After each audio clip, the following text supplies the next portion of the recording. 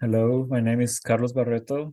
Uh, I'm going to present this project called Threat Models for Cyber Insurance. So in this project, we want to analyze some issues related with cybersecurity. This is the theme of the project. Uli Franke is an expert in cyber insurance. He is a research Fulbright.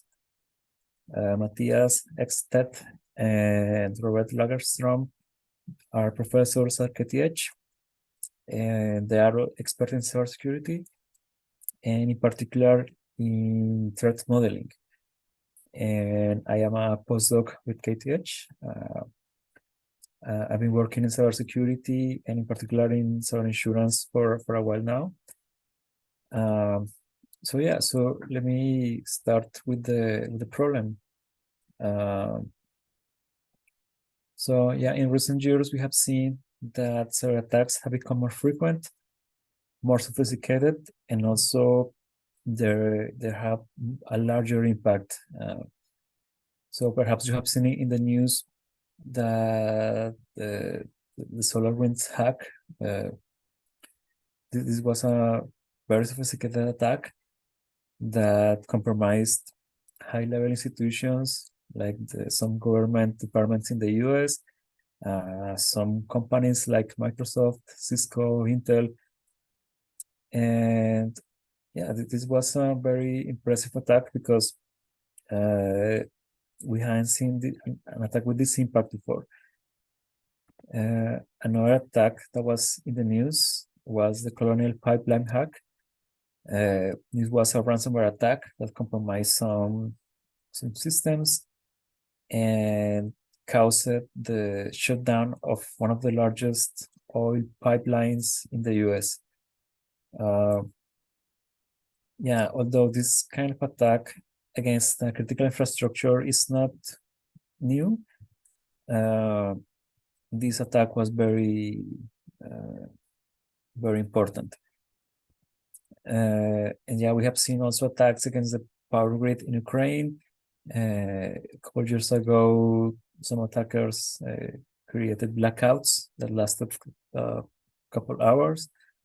And in general, we have seen that the attacks are more sophisticated, and the impact can be very large, can even affect physical systems. So the question is, why is this possible? What happens? What's the problem?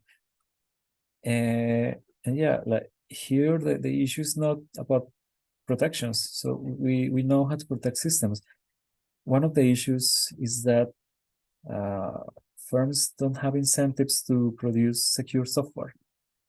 So in general, firms want to minimize costs to offer cheaper products and in turn be more competitive, and in that way maximize profits, right? The problem is that they reduce costs by sacrificing security. And they can do that because the users realize the true cost of insecure software much after they acquire the software. And that was exactly what happened with the SolarWinds attack. The software was insecure by design, basically, because to cut expenses, they hire labor from other countries. The security wasn't a priority, and in the end, the product was insecure. So the main issue here is that firms don't have incentives to invest in security, and later the customers pay the cost when they suffer a security breach. Now that we know that this is an issue, the question is how can we avoid this, right? So one option is by regulations. We can regulate the use of protections in software, right? And this is a bit difficult because you need someone to check that protections are configured properly, and also that systems are updated regularly. And on top of that, you also need you also need to have into account the specific needs of each firm and each industry. Because it's not the same to demand regular updates from an internet-based company, because they can afford to have service interruptions to update their systems. But some critical infrastructures like the power grid, they cannot do that because their systems are designed to operate without interruption, because you need to run the service all the time. So it's difficult to design a regulation to address this issue. But there is another mechanism that can help, and it is cyber insurance. So cyber insurance is an insurance that covers cyber risks. So works like a similar, like normal insurance. An insurer accepts the risk of a client in exchange for a premium, and this has some benefits, right? A firm might pay a fixed fee every month rather than paying the total cost of a security breach. And also the insurer can help to recover from an event. The insurer can help to recover systems, or can provide some liquidity to speed up the recovery. There is another benefit that is interesting especially for cybersecurity. The firms that invest in protections, they can expect lower premiums because they might reduce the risk, right? So insurance, while they manage cyber risks, they can also improve the protections of systems. So from the point of view of the government, cyber insurance is desirable because the market of cyber insurance can absorb the losses of cyber incidents, right? So the government doesn't have to intervene helping companies that suffer cyber incidents. Also, the cyber insurers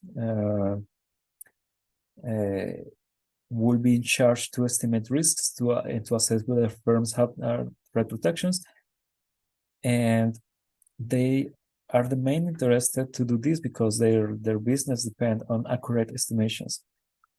And the third benefit is that with a proper incentive,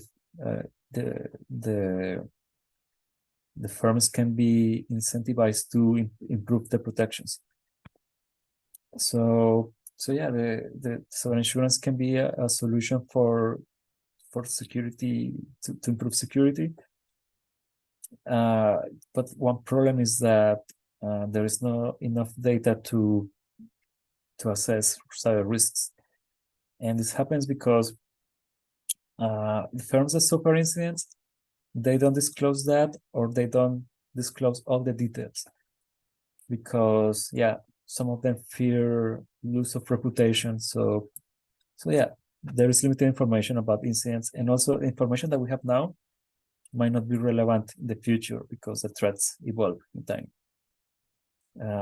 Another issue is that insurers don't share information because information for them is an asset, and so they might protect their limited information, and this might hurt the society overall.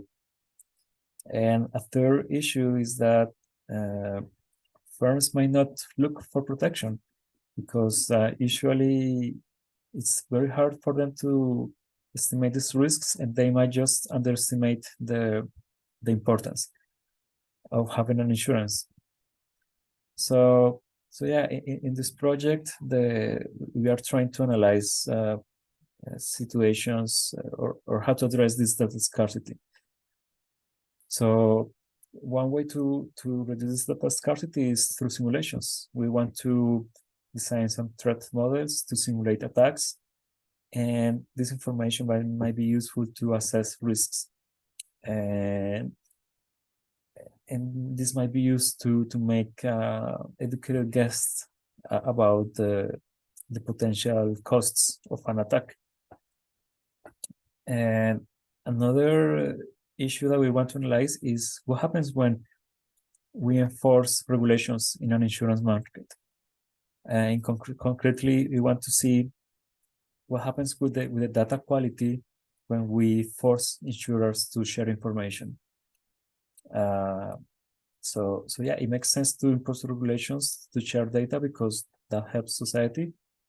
But the issue is that in those conditions, the insurers might not have incentives to invest in having data quality, right? And that's and we have some preliminary results that show that yeah, that's the case. That with regulations, the investment in data quality overall is lower than without regulations. So yeah, that's the summary of the project. And yeah, thank you very much for listening.